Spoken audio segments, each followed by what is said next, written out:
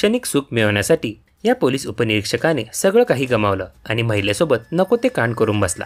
काय आहे नेमकं प्रकरण ते पाहण्यापूर्वी चॅनलवर नवीन असाल तर चॅनलला सबस्क्राईब करायला विसरू नका। घटनेबाबत अधिक माहिती अशी की उन्नावच्या बेगापूरचे पोलीस उपनिरीक्षक यांनी कौटुंबिक कारण सांगत सुट्टीसाठी अर्ज केला। सुट्टी मंजूर झाल्यानंतर ते गायब झाले। मात्र ते घरी परतले नसल्यानं त्यांच्या पत्नीला शंका आली।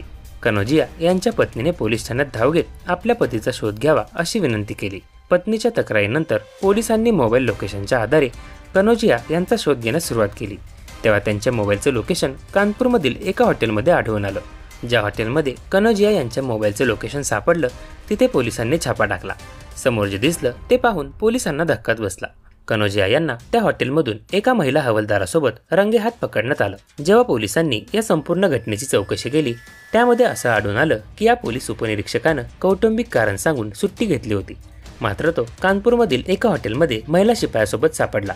त्यानंतर 3 वर्ष हा खटला चालला। अखेर या पोलीस उपनिरीक्षकाला आता हवालदार करण्यात आला आहे।